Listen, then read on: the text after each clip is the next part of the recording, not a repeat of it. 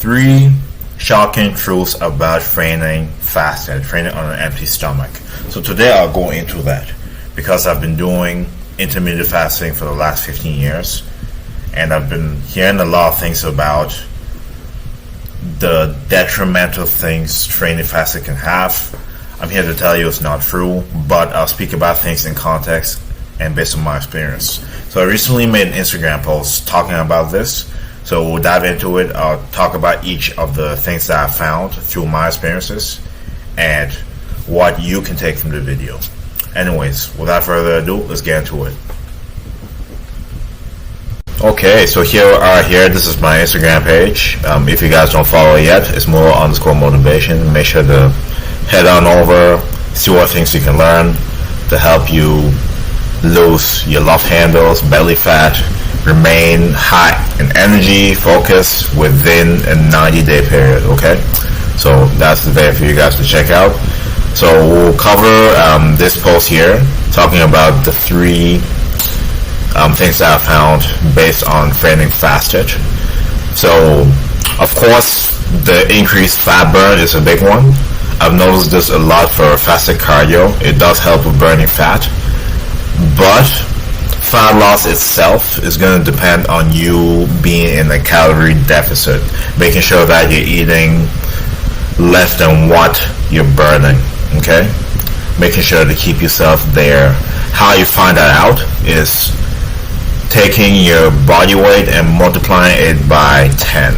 That'll normally be a deficit for most people, but that's not always accurate because you have to take into account the person's age, body type, their current weight, and so on to find their maintenance calories to then be able to do the math on what they require to be in the calorie deficit.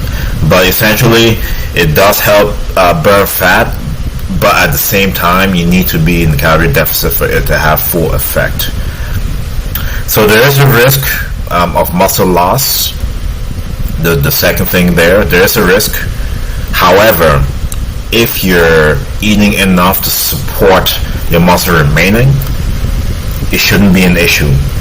So meaning that you're eating enough calories, you're eating enough protein. So it's showing to get at least 1 gram of protein per pound of body weight will sustain your muscle. And to be safe, even going up to 1.25, 1.5 times your body weight in pounds of protein. Okay, obviously that's something not affordable for a lot of people. At this stage I get it, so making sure to get at least 1 gram of protein will help sustain your muscle. Okay, so there is a risk of muscle loss, but at the same time, to mitigate it, just ensure that you're eating enough. Another one here is weaker performance. I definitely found this out in the beginning of doing the intermittent fasting, doing fasted training. But over the course of time, you get used to it. So I don't actually notice the difference in my performance when I eat before the gym and when I don't. And I haven't eaten before the gym in over 15 years. Unless I went in the evening. I normally train in the morning. But there is a hack that could help only people that go in the morning. I go really early in the morning. And I found that if I have low digesting or slow digesting carbohydrates the night before, I tend to perform better the next day. So something like beans, something like brown rice, whatever I had for dinner the last night, if I had slow digesting carbohydrates, it helped me to fuel the workout. I also used to take casein protein, which is a slow digesting type of protein as well, which also aided the training. Only in the morning though. I definitely noticed that as well after doing it for so many years. But those are essentially the truths I found out about training on an empty stomach. There's obviously more out there, but these are the main ones that I've found based on my experience. I'm not speaking science-based here. I speak on things that I've done and that I've seen direct results from in my life. That is where we're coming from on this channel.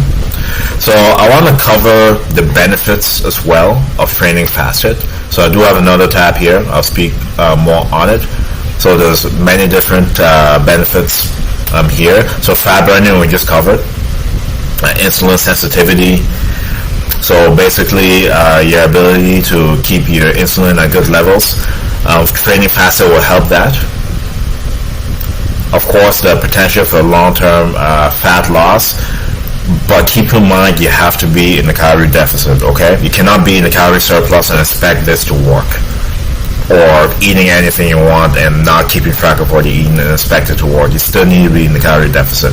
It will help speed up the process, but being in the calorie deficit will be necessary, okay? So there's drawbacks obviously here. So I know there's going to be muscle loss somewhere. Yep, I see that on the second here. Reduced performance. Like I said, if you have slow digesting carbohydrates the day before, if you train in the morning, it will not cause any issues. Muscle loss, as long as you're eating enough to support you sustaining that muscle, you will be fine. Calories and protein primarily. Okay. Overeating, I don't agree with this. The reason they probably have this is because when you're fasted, you tend to be more hungry, which will put you in a state of overeating. But if you're doing something like intermittent fasting, like 16-8, 10, 14, 24, stuff like that, even though you may overeat, you just don't have enough time to eat more than the calories you require to maintain your body weight and gain weight. You know what I'm saying? So doing something like fasting, the cheat code in it is having a smaller window to eat. That's basically it. So I don't see how overeating can be a thing. Maybe it means you overeat in terms of like your portion sizes per meal. That's probably what it means. But your chances of overeating when you're doing any kind of fasting is actually lower than you think. Okay? Because if you have a longer day to eat, you're going to overeat. But if you have a shorter window, you're going to overeat maybe in that one meal. That's probably what it means here. It has recommendations here as well. So consider intensity, okay? That can be a different discussion for a different video. Prioritize protein and calories. Yep. So that one right there, that would be your safest bet to not lose any muscle, to not lose anything that you gained because of training fasted. So that's the best way to bypass any of the side effects of muscle loss. Okay. I don't really think you need to consult a professional, but that's essentially the main points that I had for the shocking truths about training fasted. I've done it for many years. I've done it since I was 16 and I'm 30 now. And I didn't, I'm 210 pounds and about 12% body fat. I don't think that I lost a significant amount of muscle. I don't think I'll gain much from this frame. But yeah, that's basically the three things that I found training fasted. But yeah, let me know your thoughts in the comment section. Let me know if you've ever trained fasted, how you felt, what the results were over the course of doing it for long periods of time, if you stuck to it, and I want to hear your feedback. Anyways, that's it for the video. Thank you so much for watching. Make sure to like, share, subscribe, stay tuned for more videos. Here you're going to see a lot of self-help, motivational, fitness tips and tricks, and anything to help you optimize yourself physically, mentally, and spiritually. May God bless you, and I'll see you in the next video.